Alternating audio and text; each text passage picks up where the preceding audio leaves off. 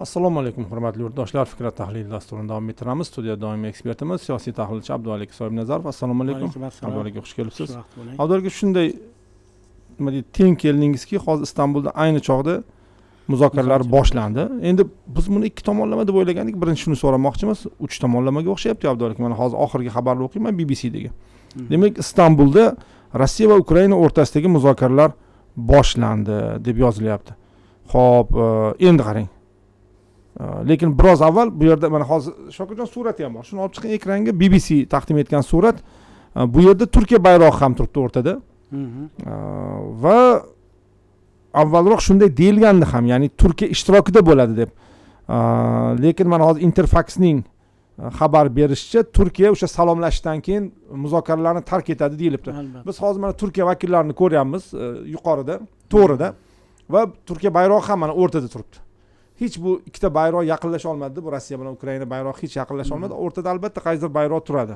Yo Amerika Qo'shma Shtatlari, yo Turkiya bayrog'i. Mana hozir Turkiya bayrog'i turibdi, lekin Interfax'ning xabar berishicha, demak, Turkiya vakillari salomlashishdan keyin, o'zaro ko'rishishdan keyin zaldan chiqib ketadi. Abdualik, nega bu ikkita bayroq yaqinlasha olmayapti hech? Albatta bu o'rtada ishonch yo'qligi birinchi sabab. Ikkala tomondan ham? Ikkala tomonda ham bir-biriga nisbatan ishonch yo'q. Ikkinchi tomondan bu yerda aytish kerakki, Ukraina Rossiya o'rtasidagi mana shu xunrezlik, qonxo'rlik, birodarkushlik urushi oxir oqibat ularni bir-biriga bo'lgan nafratini ham oshirib yubordi va uchinchidan mana shu ikki davlat o'rtasida doimiy nifoqdan manfaatdor bo'lgan uchinchi kuchlar bor. Ya'ni shoir aytgandek, sanga insof bersin uchinchi odam deganlaridek, bugun mana hozir aytaylik, Turkiya vakillari muzokaralarni tark etganidan keyin albatta bu yerda ikki tomonlama muloqotlar bo'lib o'tishi ko'zda tutilgan. Shokirjon, bu boshqa surat. Ya'ni bu yerda Amerika Qo'shma Shtatlari Turkiya va Ukraina o'rtasidagi surat. Siz boshqasini olishing. Uni aytib o'tish kerak. Ularda o'zi bu uchrashuvdan oldin bo'ldi-da bu. O'sha to'rt tomonlama uchrashuvlar ham bo'lib o'tyapti. Shunday, ya'ni bu uchrashuvlar juda ham xilma-xil, shuning uchun bayroqlarga e'tibor berasiz. Agar mana shu Rossiya bilan Ukraina bayrog'i ikkita chetda turgan bo'lsa, demak bu to'g'ridan to'g'ri muzokaralar hisoblanadi. Qolgani maslahatlashuvlar. Chunki Ukraina bu uchrashuvga kirishdan oldin, Abdualik Uzurboyev fikringizni bo'lib qo'ydim, men boshqa rasm chiqib ketib qolgan uchun. Demak, Ukraina bu uchrashuvga kirishdan oldin Turkiya va Amerika Qo'shma Shtatlari bilan maslahatlashib oldi. Biz Marko Rubioni ham, Xoqon Fidanni ham ko'rdik hozir suratda. Endi aytish kerakki, bu yerda birinchi sabab siyosiy ishonchi yo'qligi deb aytdim. Haqiqatda endi aytish kerakki, bu yerda Vladimir Putinni ham tushunsa bo'ladi, Ukraina prezidentini ham to'g'ri tushunish mumkin. Ya'ni bu yerda aytish kerakki, bir necha bor mana shu uchinchi kuchlarning aralashuvi tufayli o'rtada anglashilmovchiliklar ham kelib chiqdi. Mana Minsk ostonasida aytganmiz, o'sha urush boshlangandan keyin Belarus vositachiligida Rossiya va Ukraina vakillari o'zaro suhbatlashgan edi. Undan keyin muzokaralar uchinchi tomonga ko'chdi. Ya'ni o'sha paytda ular Belarusni ishonchsiz davlat deb atashdi va natijada o'sha Turkiyaga ko'chirishga majbur bo'lishdi va Turkiyada Istanbulda muzokaralar boshlandi. O'sha 2022-yilda afsuski yana mana shu Turkiya tomoni ham e'tirof etyapti, bu Rossiyani biz narrativi yoki qandaydir bir o'yini deb ayta olmaymiz, chunki Turkiya tomoni ham ochiq aytdi. Uchinchi kuchlarning aralashuvi tufayli Istanbulda davom etayotgan muzokaralar birdaniga barbod bo'ldi. Ya'ni stol ustiga qo'yilgan ekan, ya'ni imzolash uchun deyarli tayyor bo'lgan hujjatlar parafirlangan, lekin o'sha Buyuk Britaniya tomonining fikricha o'sha paytda Ukrainaga separatistik kayfiyatdagi, ya'ni taslim bo'luvchi kayfiyatdagi o'sha shartlarni Rossiya ko'ndirishga muvaffaq bo'lgan Ukrainani va shuning uchun o'sha Buyuk Britaniya bosh vaziri Boris Jonsonning o'sha paytdagi fikricha Ukraina mana shu taslim bo'ladigan shartnomalarni imzolashga shay holatda bo'lgan, bu uning mustaqilligi va suverenitetiga rahna soladi degan fikrlarni bildirgan va o'sha paytda Istanbuldagi muzokaralar chog'ida Ukraina tomoni ham biz avval ittifoqchilarimiz bilan mana shu shartnoma shartlarini maslahatlashib olishimiz kerak degan iddaoni aytishgan va natijada ana o'shandan boshlab ikki o'rtada ishonchsizlik yuzaga keldi. Gap shundaki, hozir Rossiya bilan Ukraina muzokaralarda turlicha mana shu talablarni ilgari suryapti. Olaylik, Rossiya aytayaptiki, biz o'sha urushga sabab bo'lgan birlamchi masalalarni bartaraf etishimiz kerak yoki shu masalalar bo'yicha kelishib olishimiz kerak deyapti. Ukraina tomoni esa avval 30 kunlik o't ochishni to'xtatish kelishuviga erishishimiz kerak va mana shundan keyin o'sha muloqotlarni davom ettirishimiz mumkin deb hozir oyoq tirab olgan va mana shu boya fikrimni davom ettirgan holda aytmoqchimanki, 4-chi asosiy masala har ikki tomonning bir-biriga yon berishni istamasligi. Ya'ni bular jamoatchi kimki yon beradigan bo'lsa, jamoatchilik ko'z o'ngida go'yoki mag'lub bo'lgan tomon sifatida e'tirof etilishi mumkin. Ya'ni ular o'zining xalqi orasida bir sharmanda bo'lib qolmasligi uchun har ikki tomon mana shu bir-biriga u yoki bu masalada yon berishga tayyor bo'lmayapti. Ya'ni bu yerda Turkiya aralashadimi, Amerika Qo'shma Shtatlari aralashadimi, hamma oyoq tirab turib olgan ikkala tomon ham biz hech qaysi bir masalada yon bermaymiz degan ma'noda. Shuning uchun ham aytmoqchimanki, o'sha Rossiya prezidenti Vladimir Putin ham avvalo mana shu har ikki tomon delegatsiyalari u yoki bu masalada kelishib olish kerak. O'sha pozitsiyalarni hech bo'lmaganda yaqinlashtirib olishi kerak va shundan keyin oliy darajadagi muzokaralarga yo'l ochamiz degan bir pozitsiyada hamon qat'iy turibdi va buni xalqaro hamjamiyat yoki xalqaro ommaviy axborot vositalari, dunyo liderlari turlicha talqin qilishyapti. Va aytish kerakki, mana shu o'sha Vladimir Putin Ukraina tomonini 15-noyabr kuni Istanbuldagi muzokaralarga taklif etish orqali o'zim boraman deb hech qaysi joyda bayonot bergani yo'q. Lekin Ukraina prezidenti Vladimir Zelenskiy mana shu uloqni olib ketish, butun dunyoda masalan Ukraina emas, balki Rossiya yon berishni istamayapti, Rossiya tinchlikni istamayapti degan masalan iddaolarni bildirish uchun o'sha Istanbulga borib olganligini ham aytib o'tishimiz joiz. Aslida har ikki tomon rahbarlarining qaysarligi, o'jarligi, murosasizligi hamon qon to'kilishlarning davom etishiga olib kelyapti. Boya ishonchsizlik haqida gapirdim. Gap shundaki, o'sha Istanbul 2022-yildagi Istanbul kelishuvlariga erishilishiga bir baqiya qolgan paytda o'sha shartnoma shartlari buzildi. O'sha paytda masalan Ukraina fursatdan foydalanib qurolli o'sha kuchlarini gruppalashtirishga, ularning masalan bir pozitsiyalarni mustahkamlashga muvaffaq bo'lib oldi. Ya'ni o'sha g'arbdan harbiy texnikalar kela boshladi va Rossiya ham bunga ancha beparvo qaradi va kerak bo'lsa Kiyev ostonasidan qo'shinlarini olib chiqishga kirishdi. Shuning uchun hozirgi paytda har ikki tomonda bir-biriga nisbatan ishonchsizlik mavjud. Endi hozirgi fursatdan foydalanib tomonlar imkoni boricha til topish kerak. Urushning davom etishi Rossiya foydasiga ham masalan ishlamaydi hozirgi sharoitda. Uning iqtisodiyoti ham ancha cho'kib qoldi, qiyin ahvolga tushib qoldi. Yoki Ukrainani oladigan bo'lsak, Ukrainaga ham Xalqaro valyuta jamg'armasi, Jahon banki yoki rivojlangan davlatlar ko'mak ko'rsatishni to'xtatadigan bo'lsa, ya'ni moliyaviy ko'makni, Ukraina iqtisodiyoti ham mulzam bo'lib qolishi, ya'ni cho'kishi hech gap emas. Shuning uchun bugun muzokaralardan imkoni boricha foydalanib qolish kerak. Bunaqangi imkoniyat kelajakda paydo bo'lmasligi ham mumkin.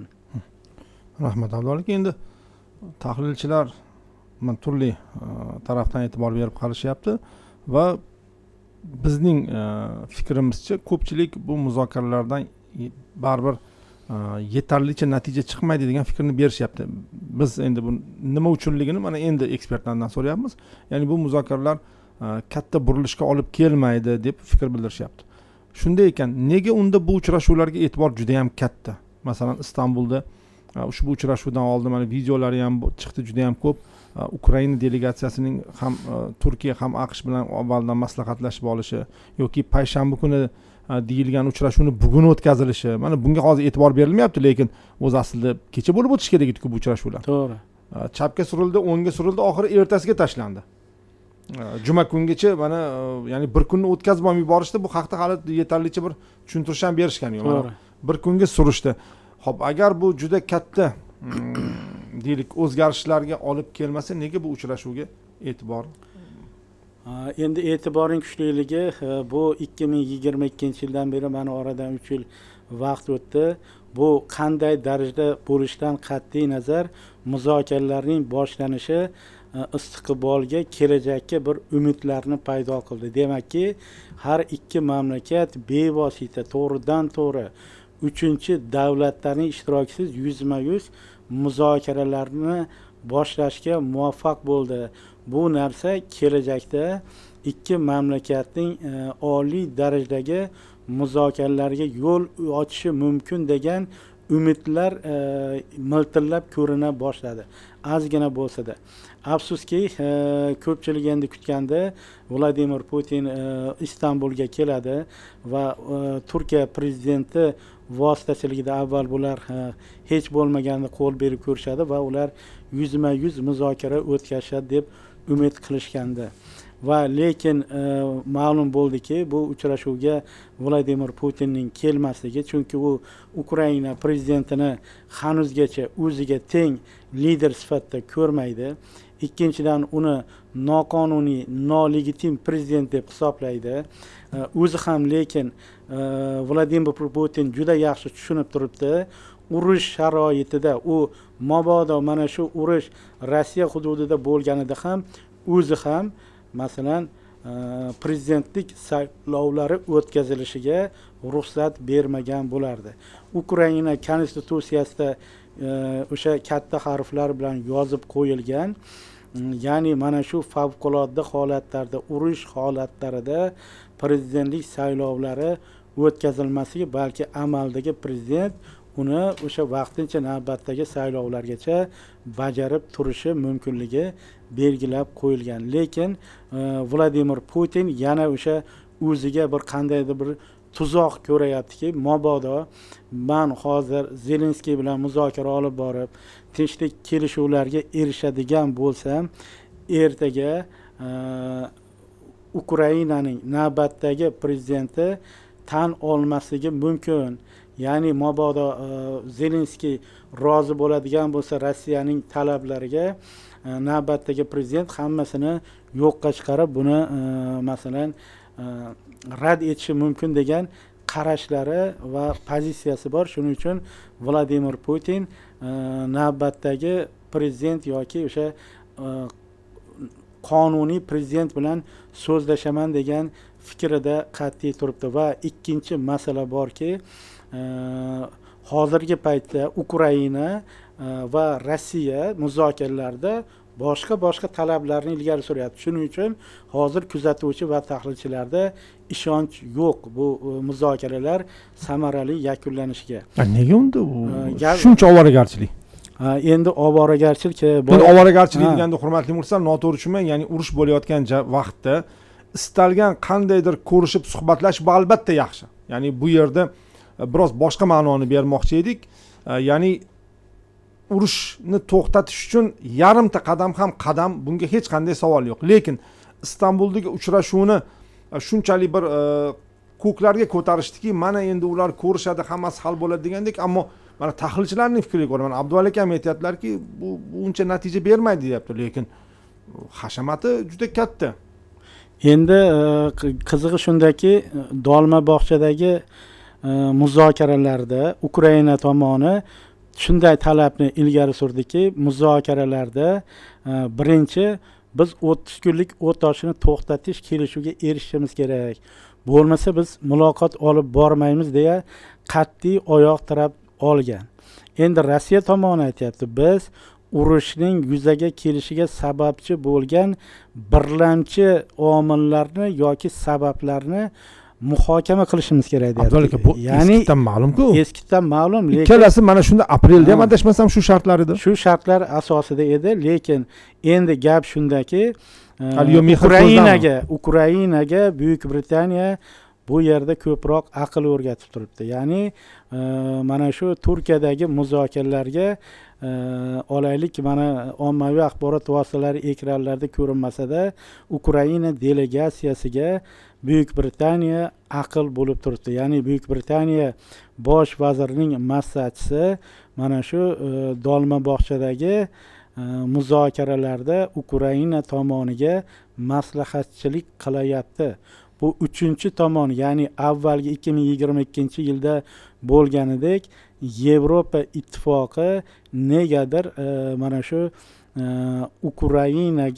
Ukrainani boshqarib turibdi va uning Rossiya bilan muzokaralari ijobiy tugashini qandaydir bir xohlamayotgandek tuyuladi va o'z navbatida Rossiya ham shartlari bajarilmaguncha mana shu menimcha mana shu masalalarda talablarga yon bermaguncha hech qachon Vladimir Zelenskiy bilan uchrashmaydi. Garchi Putin noqonuniy deb hisoblayotgan bo'lsa-da, bugun ertaga Zelenskiy xo'p, men mana shu Rossiya prezidenti ilgari surayotgan talablarga roziman deydigan bo'lsa, Rossiya prezidenti hech ikkilanmasdan Istanbuldagi muzokaralarga yetib boradi va kerak bo'lsa mana shu tinchlik shartnomasini imzolaydi. Ya'ni bu ko'p bor aytganmiz, Rossiyaning ilgari surayotgan talablari Ukraina NATOga a'zo bo'lish yo'lidan qaytsin. Ukraina o'sha bosib olingan hududlarni ma'muriy chegaralari bilan birgalikda Rossiyaga topshirsin. Qurolli kuchlari soni qisqartirilsin, kerak bo'lsa 100 ming yoki 150 ming atrofida va undan ortiq bo'lmasligi kerak. Chegaralarda og'ir texnikalar olib ketilishi kerak. Ukraina neytral davlat deb konstitutsiyasiga muhrlab qo'yish kerak, yadrosiz davlat maqomida qolish kerak degan talablari bajarilsagina ana undan keyin tinchlik shartnomasini imzolayman yoki shu shartga ko'nsa Zelenskiy bilan muloqotlarni olib bormoqchi. Shuning uchun Rossiya mana shu quyi tartibdagi, ya'ni Zelenskiy ta'biri bilan aytganda butafor delegatsiyasini jo'natdi. Ya'ni Zelenskiy aytayaptiki, bular hech qanday o'sha huquqqa ega emas, ya'ni ular oliy darajadagi delegatsiya emas deyapti. Ya'ni o'sha Vladimir Putin deyarli avvalgi tarkibdagi delegatsiyani jo'natdi Istanbulga. Birinchi Ukraina ham yuqori darajali o'sha mulozimlarini Istanbulga jo'natayotgan edi. Ya'ni ular Anqaraga Zelenskiyning tashrifi mobaynida hamroh qilishdi Zelenskiyga. Ular o'sha Rossiya delegatsiyasi bilan uchrashuvda ishtirok etish kerak edi. Ular kimlar? Rustam Umerov, Andrey Yermak administratsiya rahbari va bu yoqda tashqi ishlar vaziri Andrey Sibiga, bosh shtab boshlig'i va boshqa bir qator yuqori martabali rasmiylar bor edi va Zelenskiyga ma'lum bo'lganidan keyin delegatsiya tarkibi menimcha u muzokaralarga birinchi kuni delegatsiyani jo'natishdan bosh tortdi. Faqatgina Amerika Qo'shma Shtatlari prezidentining bosimi tufayli Ukraina prezidenti ham yuqori bo'lmasa-da o'rinbosarlardir. Faqatgina mudofaa vaziri bor, avvalgi tarkibdan qolganlarini, masalan, prezident ma'muriyatining o'rinbosari yoki SBU deymiz, Ukraina xavfsizlik xizmati rahbarining o'rinbosari, xullas o'rinbosarlar darajasiga tushirib qo'ydi. Demakki, Ukraina ham, Rossiya ham mana shu uchrashuvlarga qandaydir bir ishonchsiz kayfiyatda kelishdi va menimcha muzokaralarda ham hech bir natijaga erishish qiyin deb o'ylayman va endi ma'lum bo'lyaptiki, demakki Istanbuldagi muzokaralar besamar yakunlanadigan bo'lsa, mening nazarimda Amerika Qo'shma Shtatlari prezidenti va Rossiya prezidentlarining muzokaralari bo'lib o'tadi va ular mana shu muzokaralar mobaynida Ukrainasiz muammoni hal qilishga intiladigan ko'rinadilar. Ya'ni bu o'rinda Amerika Qo'shma Shtatlarining pozitsiyasi aniq. U Ukraina muammosiga bundan keyin ko'p ham aralashmoqchi emas, ya'ni siyosiy jihatdan, chunki u o'zining murodi maqsadiga yetdi. Ukrainaga sarflagan mablag'ini 2-3 bar, kerak bo'lsa 10 barobar qilib chiqarish uchun investitsiya fondi tuzdi, ya'ni nodir metallar bo'yicha kelishuv shartnoma imzolandi. Bu yerda qazib olinadigan qimmatli masalan nodir metallardan keladigan foyda investitsiya fondida to'planadi va undan xohlaganicha Amerika Qo'shma Shtatlari tasarruf qilishi mumkin va Ukrainaga ham masalan infratuzilmalarni qayta tiklash uchun onda sonda yordam ko'rsatishi mumkin va hozirgi mana shu muzokaralarda Ukraina tomoni ham yon bermaydigan bo'lsa, nazarimda Amerika Qo'shma Shtatlari Ukrainaga ko'rsatiladigan harbiy yordamni ham cheklab qo'yadi. Ya'ni Ukrainani judayam bir murakkab ahvolga solib qo'yishlari mumkin. Ya'ni uni taslim bo'ladigan darajaga. Chunki mana kuni kecha Fransiya prezidentining o'sha gazetalardan biriga, nashrlardan biriga bergan intervyusidan ma'lum bo'lyaptiki, Fransiya ham Ukrainaga harbiy yordam ko'lamini kamaytiradigan ko'rinadi. Ya'ni u bayonotda nima deyapti, e'tibor qilaylik. Ukrainaning o'zi ham rahbariyat, siyosiy rahbariyat ham, harbiy rahbariyat ham, xalqi ham tushunib qoldi. Egallab olingan yerlarni endi Ukraina qaytarib ololmaydi. Endi Fransiyaning ham moliyaviy imkoniyatlari cheklanmagan emas, balki uning zaxiralari cheklangan. Biz shuncha 4 yilga yaqin vaqt mobaynida Ukrainaga bor zaxiramizni berdik.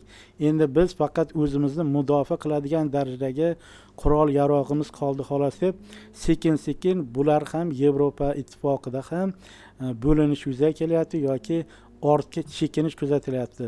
Mana shu faqatgina muloqotlar chog'ida biz Ukrainani bundan keyin ham mustaqilligini himoya qilamiz deyishyapti, lekin mana shu bergan bayonotlar esa ularning ortga siralayotganini ko'rsatyapti. Ya'ni bugun mana shu Ukrainani 2022-yilgacha talashgan davlatlar tushunib yetyapti.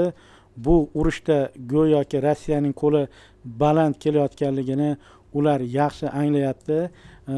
Rossiya juda to'la ma'noda 100% ustunlikka ega bo'lmasa-da, Ukraina ham qattiq turibdi, himoyasida, pozitsiyasida frontni qattiq ushlab turibdi. Lekin Rossiyaga qarshi uning masalan bir hissiyotlarini kuchaytirmaslik uchun Yevropa ham yordamini kamaytirishga majbur bo'lyapti. Chunki eskalatsiya yuzaga keladigan bo'lsa, bu 3-jahon urushiga bir tomondan global janub, ikkinchi tomondan g'arb davlatlari yoki tamaddunlarning to'qnashuviga sabab bo'ladigan holatga olib kelishi mumkin. Menimcha mana shu bu yerga Istanbulga Amerika Qo'shma Shtatlari davlat kotibi Marko Rubioning kelishi, Buyuk Britaniya rasmiylarining kelishi yoki Fransiya va Germaniya rasmiylari ham bu yerda ishtirok etayotganligi, ya'ni turli darajadagi delegatsiyalar vakillari ishtirok etayotganligi aytilyapti. Ya'ni imkoni boricha mana shu tomonlarning pozitsiyalarini yaqinlashtirishga urinishyapti.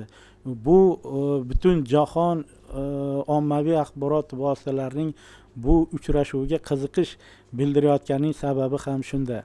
Demakki, mana shu Istanbulda bu safar bo'lmasa, keyingi safar mana shu tomonlarning o'sha murosaga kelishi, onlari yaqinlashyapti degan bir fikr mulohazalar ham yo'q emas. Avvalgi mana shuncha masalalar hal qilinyapti, gaplashilyapti, ular o'zaro uchrashyapti, lekin AQSh davlat kotibi Rubioning bir bayonoti qandaydir bilmadik. Mana shu g'arbda bir narsa bor. Juda bir tanqid qilmoqchi emasman, lekin balki aytilish kerak bo'lmagan narsalarni ham gapirib qo'yishadi. Mana aytadiki, shuni indamasang ham bo'lardi degan masala bor. Hurmatli muxlislar, endi ko'pincha hissiyotlarga berilmaslik so'raladi. Biz ham hissiyotlarga berilmoqchi emasmiz, ammo shunday holatlar borki, ularni o'zi indamasang ham uni sendan hech kim so'ramayapti degan masala bor. Ukraina va Rossiya vakillarining Istanbuldagi muzokaralar Ukrainada tinchlik jarayonini boshlamaydi. Buni kim aytishi mumkin? Mark Rubio aytayapti. Abdualik. Axir shuncha harakat qilinmadimi bu uchrashuvga? Hamma kutyapti. Buni Rossiyaning do'sti ham, dushmani ham, Ukrainaning do'sti ham, dushmani ham kutyaptiki, mana shu Turkiyadagi uchrashuvlar. O'zi aslida bu Turkiyaligi ham uncha katta ahamiyat kasb etmaydi. Balki buni alohida yana suhbatlashamiz. Deylik, u Saudiya Arabistoni bo'lishi mumkin, u Malayziya bo'lishi, Janubiy Koreya bo'lishi mumkin, Yaponiya, umuman ahamiyat yo'q. Biz Toshkent bo'lsa yana ham xursand bo'lardik, endi mayli. Ammo Ukrainadagi tinchlik jarayoni Donald Trump va Vladimir Putin o'rtasidagi uchrashuvdan keyingina boshlanadi, deyapti Marko Rubio 16-may kuni. Ya'ni bugun juma kuni aytayapti buni. Bu qachon va qayerda bo'lishini bilmayman, ammo bu hozircha yagona imkoniyat. Biz bir necha oylik ish davomida bilib oldikki, prezident Trump Vladimir Putin bilan bir stolga o'tirmaguncha hech narsa bo'lmaydi, dedi u Fox News efirida. Endi haqiqatda mening nazarimda bu Ukraina muammosini bu ikki davlat ularning ishtirokisiz yechmoqchi ko'rinadi. Ya'ni agar mana shu ikkala prezident uchrashib kelishib oladigan bo'lsa, ya'ni Ukraina ortida bu Ukrainaning to'la Rossiya nazorati ta'siri ostiga o'tadigan davlatga aylanishiga sabab bo'ladi. Gap shundaki, mana shunday holat ro'y beradigan bo'lsa, bu o'sha Rossiya prezidentining qo'lini yechib yuboradi. Ya'ni u Ukrainaning boshqa hududlariga ham ertaga bostirib kirishi mumkin. Ya'ni hozirgi paytda Rossiya istihola qilib turgani, ya'ni biz denasifikatsiya, demilitarizatsiya qilish maqsadi, ya'ni Ukrainaga keng qamrovli urush emas, ya'ni biz cheklangan operatsiya o'tkazyapmiz. Ya'ni biz mana shu operatsiya orqali Ukrainani majbur qilyapmiz, bizni shartlarimizga ko'ndirishga demoqchi va mana endi Ukraina bizni shartlarimizga ko'nmadi, marhamat qilgan qo'lingdan kelganini qil deydigan bo'lsa, Rossiya boshqa yangi frontlar ochib Ukrainani og'ir ahvolga solib qo'yishi mumkin. Ya'ni bu haqiqiy urush ochadigan bo'lsa Rossiya, bu Ukrainaning masalan juda tezda qo'lga olinishiga, bosib olinishiga sabab bo'lishi mumkin. Urushni tezda yakunlanishiga, chunki hozirgi paytda haqiqatda bu yerda keng qamrovli urush emas, balki ayrim cheklangan Ukraina viloyatlarida urush olib borilyapti. Xudo ko'rsatmasin, endi bugun haqiqatda bu Ukraina xalqi juda ham og'ir kunlarni boshidan kechiryapti. Boya ham suhbatimizda aytdim, masalan, ukrainalik jurnalist tanishim bordi, Luganskda ishlaydigan Svetlana Popova kecha aytib qoldi. Ya'ni biz Luganskdan ko'chib ketganmiz, tasodif tufayli biz omon qoldik. Biz uyimizga ham bomba tushganda biz uydan sal nariroq dedik. Yaxshiyamki uyda ota-onam yoki yaqinlarim, farzandlarim yo'q edi o'sha paytda, lekin biz ham halok bo'lishimiz mumkin degan gapni. Ya'ni bugun Ukrainaning bombardimon qilinmagan hududlari qolmayapti hisob.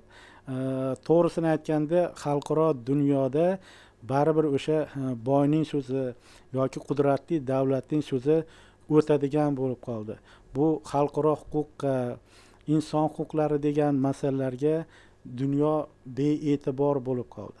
Va ko'rishimiz mumkinki, bugun Yaqin Sharqdagi hodisalarni kuzatib yoki Ukraina hodisalarini kuzatib yoki mana Sudanda bo'layotgan voqealar, umuman olganda Hindiston, Pokiston mojarolarini ko'rdikki, bu yerda kimning kuchi ko'p, kim qudratli bo'ladigan bo'lsa, o'shaning so'zi masalan bir o'tadigan bo'lib qoldi. Xalqaro jamoatchilik bee'tibor bo'lib qoldi. Mana shu kamsonli millatlarning huquqlariga yoki kichik davlatlarning huquqlariga deyarli mana keyingi o'sha Donald Trump hokimiyat tepasiga kelganidan keyin dunyoda bir keskin geopolitik silkinishlarga, o'zgarishlarga guvoh bo'lyapmiz. Hatto mana Donald Trump hamma joydan manfaat, foyda ko'rishga intilyapti va erishyapti ham. Birinchi navbatda mana ko'rdik o'sha Ukrainaning nodir metallarga, umuman olganda yer usti boyliklariga egalik qilib chiqdi, undan manfaat oladigan bo'ldi. Mana kecha Qatar, Saudiya Arabistoni, Birlashgan Arab Amirliklariga tashrifi bo'lib o'tdi va mana shu tashriflar mobaynida Qatar va Birlashgan Arab Amirliklari davlatlari, ayniqsa Amerika Qo'shma Shtatlariga kamida ikkala davlat hisoblaganda $2,5 trillion miqdorida sarmoya kiritadigan bo'lyapti. Bu narsa Amerika Qo'shma Shtatlarining dunyodagi hukmronligini yana ta'minlashga xizmat qiladi. Mana shu arab davlatlari bugun juda ko'p rivojlanayotgan davlatlar bor, ularga mablag'lar bermaydi, lekin mana shu davlatlarning bosimi ostida, qudratli davlatlarning bosimi ostida, hatto mana shu Amerika Qo'shma Shtatlariga bir astronomik summani berayotganligi albatta o'sha bu Donald Trampning hokimiyatini yanada mustahkamlashi mumkin. Uning xalqning ko'z o'ngida haqiqiy bir lider hokimiyat tepasiga keldi degan fikrlarni shakllantiradi. Bu Amerika Qo'shma Shtatlari iqtisodiyotini, ya'ni Xitoy bilan bellashayotgan Amerika Qo'shma Shtatlari iqtisodiyotini yana mislsiz darajada oldinga ko'tarishga xizmat qiladi xolos. Ya'ni Qo'shma Shtatlarning bugun aytgan degani degan bo'lyapti va men bu gapni nima uchun aytyapmanki, bu yerda Ukraina yana yolg'iz Rossiya qarshisida qoldiryapti. Ya'ni bu yerda ayiq bilan bitta ayiq deb misol oladigan bo'lsak, Rossiyani ayiqqa tenglashtiradigan bo'lsak, bu yerda bir kichik bir Ukrainani nimaga tenglashtirsa, endi Ukraina ham unaqangi kichik davlat emas, lekin ayiqning qarshisida qoldirishyapti. Bir o'rtacha salohiyatga, imkoniyatga ega bo'lgan davlat ertaga masalan shu Rossiya nazorati ostiga o'tish xavfi yaqinlashib boryapti. Endi Ukraina, Buyuk Britaniya, Fransiya, Germaniya ko'magida mana shu muammoni yechishga harakat qilyapti va endi Ukrainani boshqa yo'li qolmadiki, mana Yevropa Ittifoqi sammitiga, norasmiy sammitiga jo'nab ketdi. Tiranada, ya'ni Albaniya poytaxtida bo'lib o'tyapti. U yerga Turkiya prezidenti ham yo'l olgan. Germaniya, Fransiya, Buyuk Britaniya bosh vazirlari bu yerda to'planib yana Ukraina masalasini hal qilishadi, muhokama qilishadi va endi Ukraina tomoni aytayaptiki, Rossiyaga 17-sanksiyalar paketini joriy etsak va 200 dan ortiq Rossiyaning soya ostidagi tankerlarga, ya'ni dunyo bozoriga neft yetkazib beradigan tankerlarga sanksiyalar kirsak yoki yana boshqa 70 dan ortiq rasmiy shaxslarga sanksiyalar kiritishimiz kerak degan talabni ilgari suryapti. Lekin Yevropa Ittifoqi aytayaptiki, buning uchun Amerika ham qo'shilish kerak bizga. Amerika qo'shilmasa, bizni sanksiyalarimizdan hech qanday naf yo'q deyapti. Ya'ni bu o'rinda kollektiv g'arb o'rtasidagi bo'linish Ukrainaning bo'riga yem bo'lishiga sababchi bo'lishi mumkin degan bir fikrlar bor va umuman olganda Ukraina menimcha bugungi muzokaralardan ko'ngli to'lmaydi. Hech bo'lmaganda bu yerga Rossiyadan mudofaa vaziri yoki Xavfsizlik kengashi kotibi Dmitriy Medvedev yoki Sergey Shoigu yoki boshqa rasmiy shaxslar tashrif buyurgan edi. Menimcha muzokaralar ozgina bir siljigan bo'lardi yoki tomonlar biror bir yechimga kelishardi. Mana shuni bilib turgan ekan, nega Amerika Qo'shma Shtatlari tezroq uchrashib qo'ya qolmayapti? Bilib turibdi, lekin hozircha nazarimda Amerika Qo'shma Shtatlari Ukrainaning ayrim masalalarda yon berishini kutyapti. Ya'ni to'la bo'lmasa-da, olaylik Ukraina masalan shu Rossiya bilan hech bo'lmaganda Qrimni tan olinishini istayapti. Amerika Qo'shma Shtatlari yoki o'sha bosib olingan Rossiya tomonidan bosib olingan hududlarni rasman tan olmasa-da, de facto tan olinishini Qo'shma Shtatlar istayapti. Hech bo'lmaganda mana shu ikki masalada yon bersa, men Rossiyani ko'ndiraman degan bir ma'noda. Ya'ni hozir gap bu yerda Ukrainada demoqchisiz. Ha, Ukrainada. Lekin Ukraina hozir hududlarni yon berish bo'yicha hozir yon bermoqchi emas. Endi parda ortida ular qanday kelishuvga erishadi bilmadim, lekin to'g'risi kashashib ketdi bu yoqda masalalarning. Zelenskiy umuman yon bermoqchi emas. U o'ylayaptiki, ertaga biz Rossiyaga sanksiyalarni joriy etaveradigan bo'lsak, Rossiyaning imkoniyatlari kamayadi. Yo'q, albatta, chunki Rossiya ortida Xitoy Xalq Respublikasi turibdi. Global Janub davlatlari, BRICS davlatlari turibdi.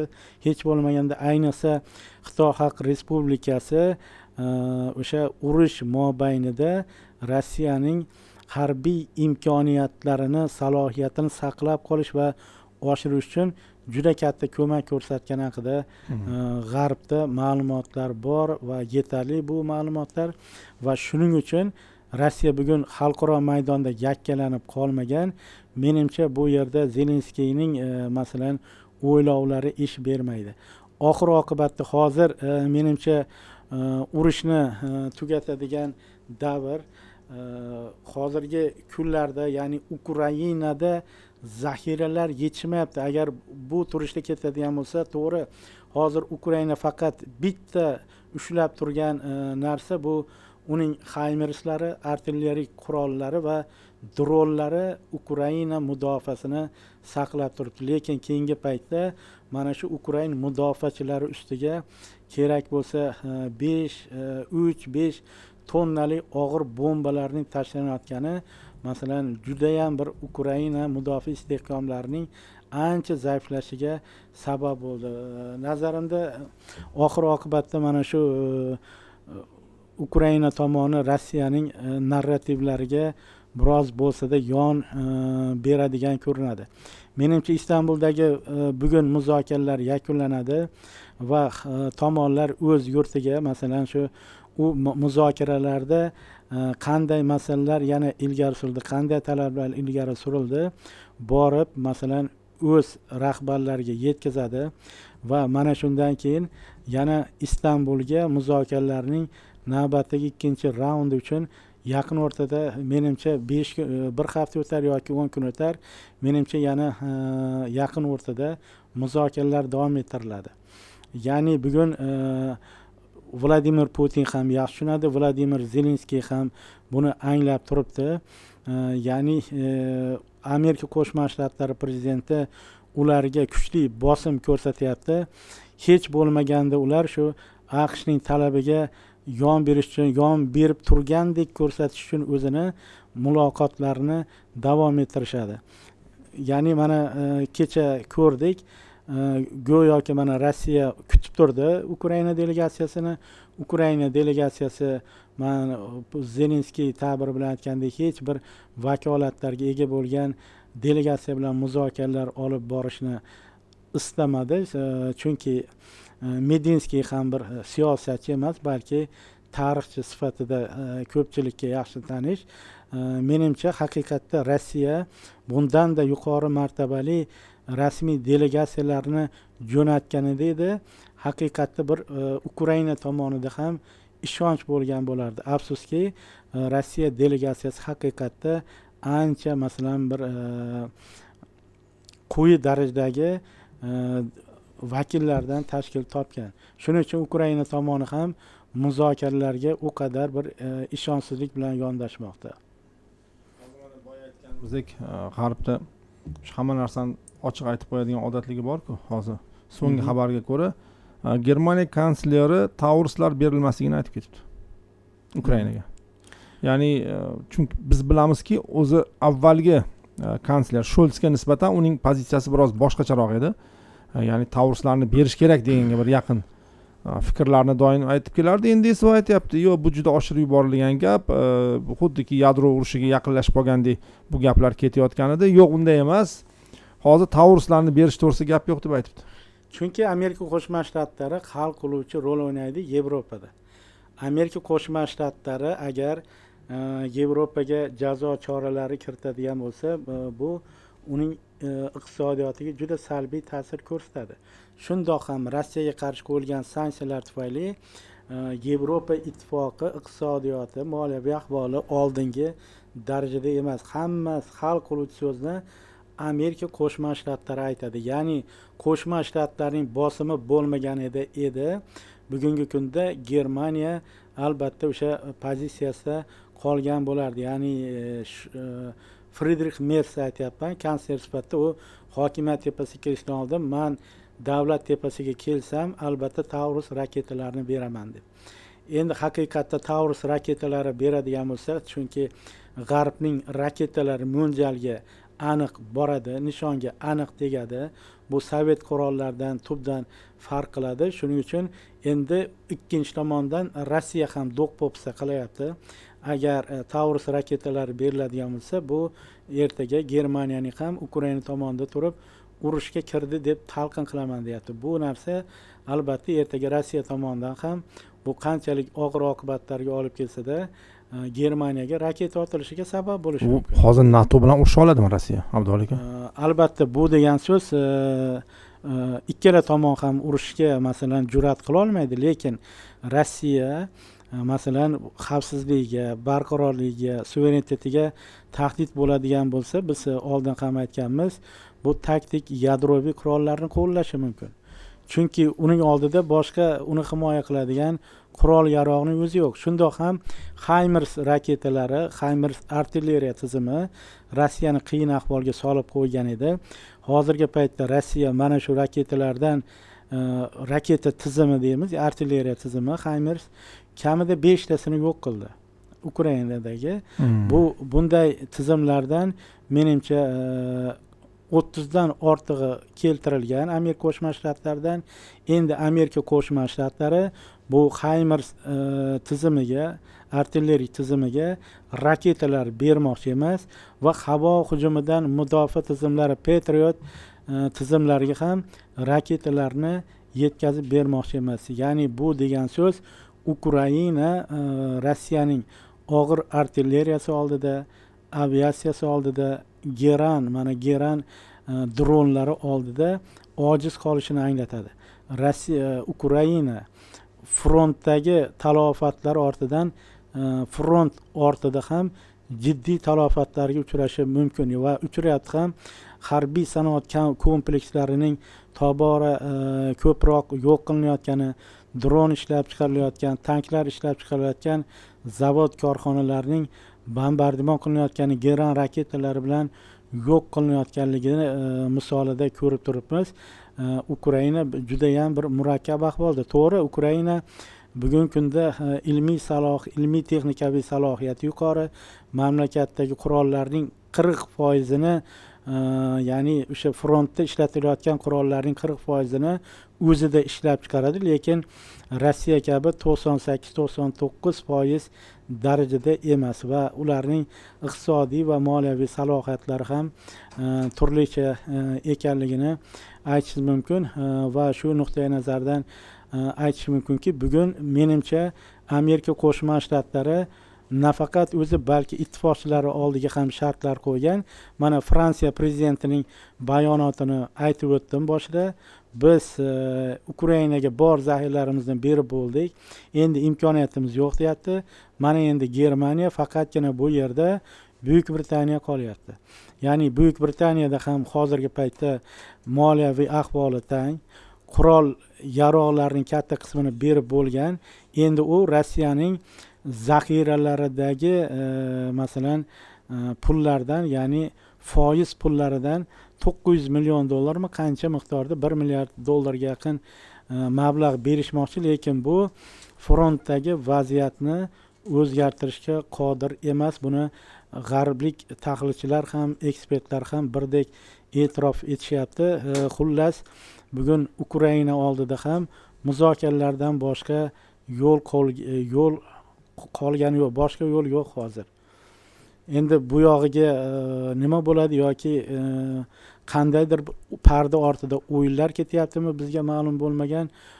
Xullas menimcha shu yaqin 2-3 oy ichida tomonlar bir murosaga kelishlari lozim deb o'ylayman. Boshqa yo'li qolmadi hozir. Rahmat. Xo'p, hurmatli muxlislar, demak, mavzu yuzasidan savollaringiz bo'lsa yuborishingiz mumkin. Xo'p.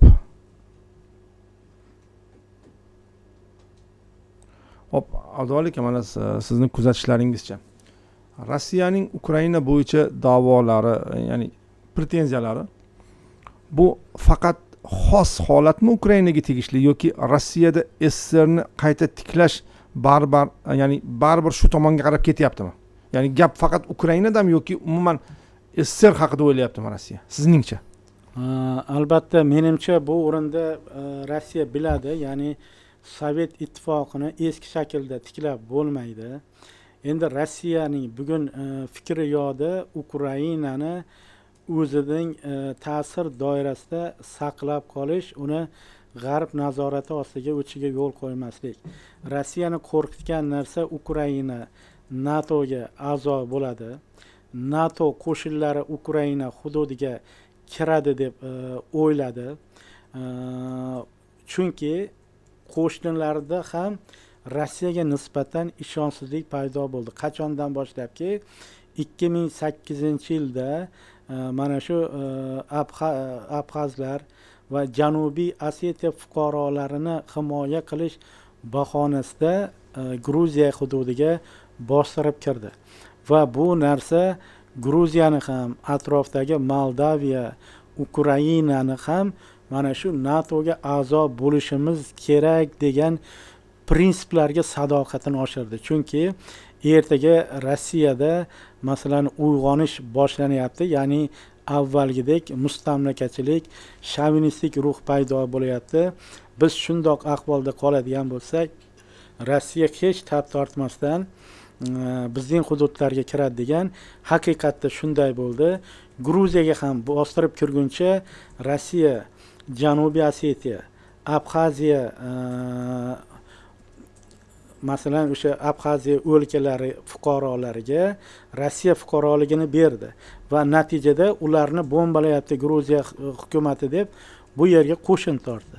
Va mana bilamiz, Ukraina ham NATOga a'zo bo'laman degandan keyin Donetsk va Luganskda janjal keltirib chiqardi sun'iy ravishda. Va undan keyin Ukraina qo'shinlari bu yerga tashlanganidan keyin masalan bu yerda Rossiyada ko'ngillilarni yollab bu yerga qo'shin kiritdi. Albatta Rossiyaning rasmiy qo'shini emas, lekin ayni paytda bu yerning aholisiga, rusiyzabon aholiga pasportlarini tarqata boshladi. Va aytish kerakki, Rossiyaning istagi o'sha oldin ham aytganman, 2021-yilning oxirida Putinning Washington va Bryusselga yo'llagan nomalarda ham aks etgan. Ya'ni uning maqsadi sobiq Sovet makonida ta'sir doirasini oshirish va undan keyin Markaziy Sharqiy Yevropani ham Qo'shma Shtatlari bilan bo'lishib olish hisoblanadi. Va yana bir narsani aytmoqchimanki, bu o'sha rossiyalik shovinistlar, millatchilarning fikriga ko'ra ular Sovet ittifoqini oldin ko'rinishda emas, balki ular sobiq Sovet respublikalarini avtonom o'lka sifatida ham masalan qo'shib olishdan ham qattiqroq maxfiy rejalari bor. Maxfiy rejalar, ya'ni o'sha mamlakatlarni, ya'ni u aytmoqchiki, o'sha nomalar orqali Markaziy Osiyo, Kavkaz meniki bo'ladi demoqchi. Moldova meniki bo'ladi, Ukraina meniki bo'ladi. Ya'ni sobiq Sovet respublikalari bizni nazoratimiz ostida bo'ladi. Bularning birortasini NATOga qabul qilmaysan yoki bo'lmasam bu davlatlar hududiga harbiylarni kiritmaysan degan talab va bundan tashqari Boltiq bo'yi davlatlaridan qolaversa Polsha, Ruminiya, Chexiya, Slovakiya kabi davlatlar hududidan og'ir harbiy texnikalar va Amerika Qo'shma Shtatlari qo'shinlarini olib chiqish talablari bor. Demakki, bu talablardan ko'zlangan maqsad sobiq Sovet respublikalari hamda Sharqiy Yevropa davlatlari Rossiya nazorati ostida bo'lish kerak. Ya'ni ular daxlsiz Rossiyaning qanoti ostida bo'ladigan davlatlar. Ya'ni u mana shu narsalarni iddao qilmoqda. Ya'ni bular mening ichki hovlim, mening agrotim degan ma'noda menimcha o'sha Sovet ittifoqini tiklash bo'lmasa-da, hech bo'lmaganda Rossiyaning avvalgi ta'sirini tiklash hisoblanadi. Niyat, orzu shundan iborat. Demak, ehtiyot bo'ladigan joyi bor Abduvalik, shundaymi? Albatta, bu degani Rossiya bilan munosabatlarni uzib yuborish emas. Munosabatlar o'z yo'liga, iqtisodiy, savdo-iqtisodiy munosabatlar, loyihalarni amalga oshirish kerak, lekin baribir ehtiyot choralarini ham ko'rib qo'yish lozim bo'ladi. Abduvalik, yana hozir oxirgi chiqqan xabarlardan biri, Donald Tramp Ukrainadagi urush masalasini muhokama qilish uchun Vladimir Putinga qo'ng'iroq qilishi mumkinligini bildirgan. Bu haqda CNN xabar bermoqda. Demak, lekin batafsil rejalarini oshkor etmagan. Nima deyapti? Biz uchrashishimiz kerak. Biz u bilan albatta uchrashamiz, deyapti Tramp. Yana qo'shimcha qilib, o'ylashimcha biz bu masalani hal qilamiz. Balki yo'q, lekin hech bo'lmaganda buni bilib olamiz. Agar hal qila olmasak, bu qiziq bo'ladi, deyapti Tramp. Nimaga shama qilyapti? Ya'ni hal qila olmasak, deyapti, agar masalan, bu juda qiziq bo'ladi, deyapti. Bu degani endi Amerika Qo'shma Shtatlari Rossiya yon bermaydigan bo'lsa yoki murosiga kela olmasa, Rossiya bilan Ukraina bu Rossiyaga nisbatan avvalgi siyosat davom etadi degani, ya'ni biz Ukrainaga yordamni davom ettiramiz. Bundan keyin ham Ukrainaning suverenitetini himoya qilamiz. Kerak bo'lsa avvalgidek, ya'ni biz qarzga bo'lsa-da, ya'ni o'sha qurol yaroq ta'minotini tiklaymiz degan ma'noni ham anglatishi mumkin va Rossiyaning eng og'riqli nuqtasi neft masalasida Rossiyaga bosim ko'rsatamiz. Mana men Saudiya Arabistoniga borib keldim. OPECning ta'sischisi, OPECning eng katta a'zosi. Kerak bo'lsa, men bitta signal bilan Saudiyaning shahzodasiga ta'sir ko'rsataman va u jahon bozoriga ortiqcha neftni chiqaradigan bo'lsa, u arzimas tangalarga narxi tushib ketadi va bu Rossiyani halokatga yetaklashi mumkin degan bir mujdalarni yo'llamoqchidek tuyulyapti. Rahmat. Xo'p. Qiziq vaziyatlar. Ushbu muzokarada Ukraina tomoni Rossiya vakillari bilan tarjima orqali muloqot qilayotgan ekan. Abduvalik. Xo'p, bu bitta masala. Ikkinchi masala, Rossiya Ukraina muzokaralarida, demak, undan oldin Interfax xabar bergandi, boya siz bilan gaplashdik. Turkiya vakili chiqib ketish kerak edi. Chiqib ketmabdi. Qolibdi. Xoqon Fidan hali ham zalda ekan. U chiqib ketmagan. Mana shularni hisobga olsak va boshqa bildirilgan fikrlardan kelib chiqib savol. Rossiya Ukraina muzokaralari Turkiyaning yutug'imi?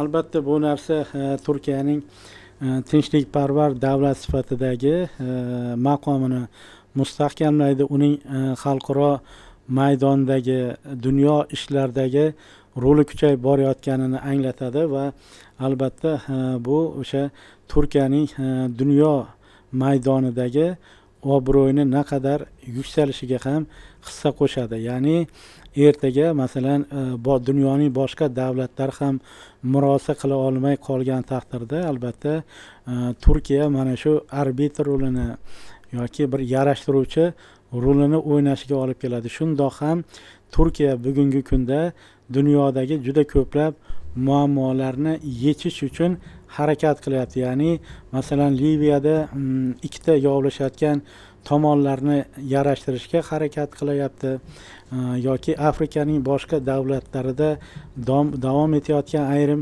nizolarni yechishda vositachilik qilishga harakat qilyapti yoki bugun oladigan bo'lsak Turkiya masalan bir mazlumlar yonida turgan davlat nomini ham olgan. Amerika Qo'shma Shtatlaridan ham o'zi gumanitar yordam ko'rsatish bo'yicha Turkiya dunyoning birinchi raqamli davlatga aylandi va uning mana shu xalqaro mojarolar davom etayotgan davlatlarga ko'rsatgan gumanitar yordamlari miqdori pulda hisoblaganda 8 milliard dollarga yetgan. Bu 6,5 milliard dollarlik yordam ko'rsatgan Qo'shma Shtatlardan ham yuqori bir ko'rsatkich hisoblanadi. Men shu o'rinda bir aytmoqchimanki, bu Ukraina tomoni ham har bir delegatsiya a'zosi rus tilini juda yaxshi tushunadi.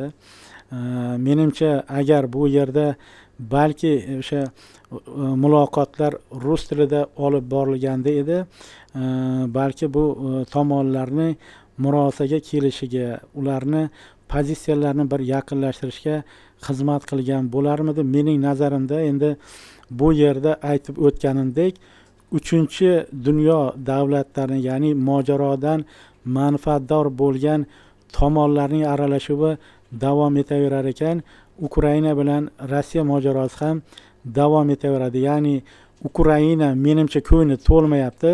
U 30 kunlik sulhni taklif qilyapti. Chunki frontda ukrainlarning vaziyati og'ir, rezerv yetishmayapti.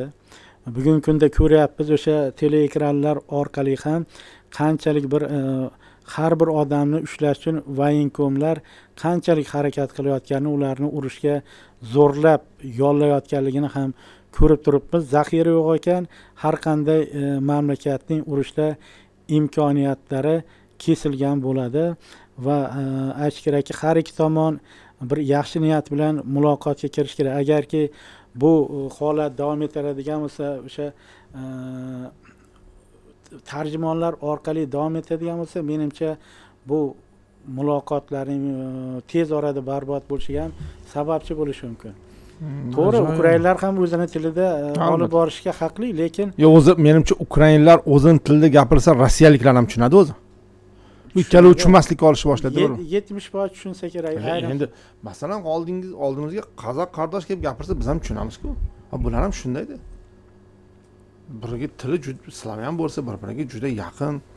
Ular tushunadi. Albatta tushunadi. Balki tushunadi. Bular bir-birini tushunmaslikka olyapti-da. Siz bilan bizga og'ir bo'lsa, ukrain tilini tushunadi. Yo'q, endi bizga albatta, endi ularga-ku, ularga oson bo'lsa kerak. Xo'p, Abduvali aka, qo'rqinchli savol. Agar Ukrainada o'sha Sovet ittifoqidan qolgan atom bombalari hali ham bo'lganda, bu urush bo'lmasmidi yoki kichikroq bo'larmidi degan savol. Menimcha atom quroli bo'lganida Rossiya ham o'ylab hujum qilardi. Faqat sanksiyalar yoki iqtisodiy urush olib borardi. Menimcha juda qiyin masala bu. Atom quroli mana nima uchun Hindiston bilan tez tugadi? Pokiston qanchalik tez tugadi? Ular tushunib turibdi. Agar suvni yo'lni to'sib qo'yadigan bo'lsa, bu muqarrar yadroviy urushga olib kelishi mumkin edi.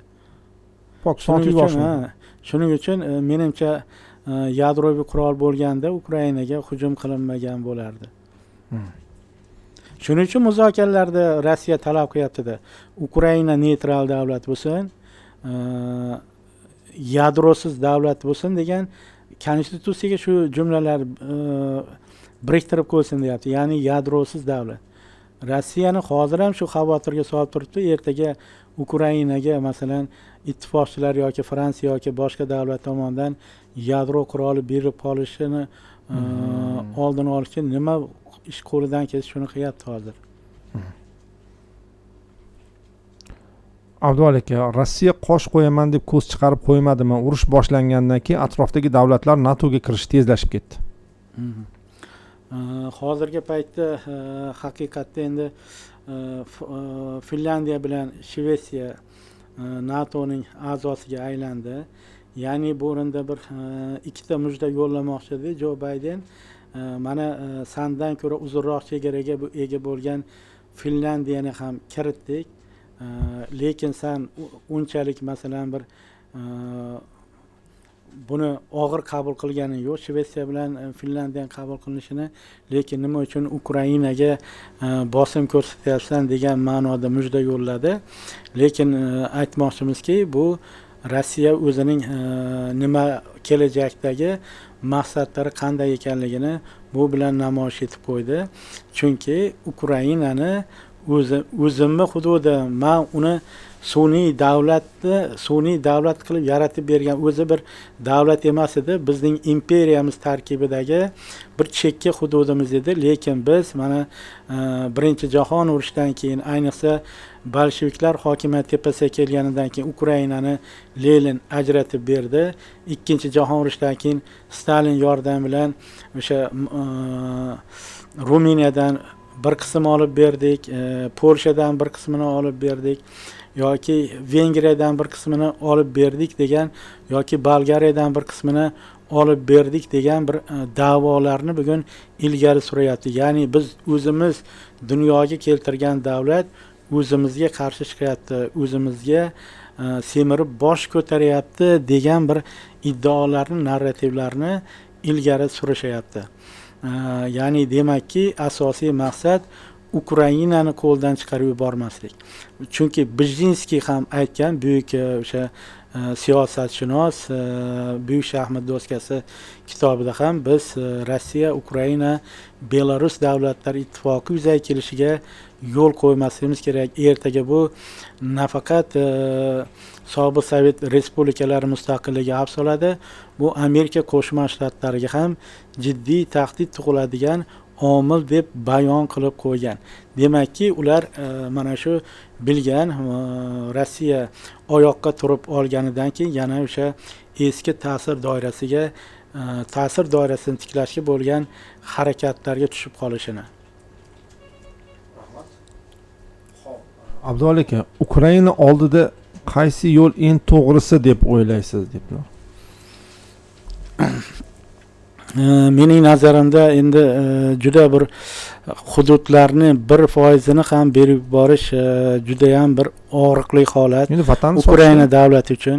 Endi uni Ukrainani kim tiklab bergan, u tarixda bo'lgan voqelik. Endi Rossiyani o'zi ham, masalan, olaylik, Birlashgan Millatlar Tashkiloti ustav nizomlarini tan olgan, e'tirof etgan, xalqaro shartnoma kelishuvlarini imzolagan, o'sha Yevropada xavfsizlik hamkorlik tashkiloti olaylik bitimlariga qo'l qo'ygan va mana shunday davlat sifatida Ukrainaning hududiy yaxlitligi va suverenitetini hurmat qilishi kerak edi.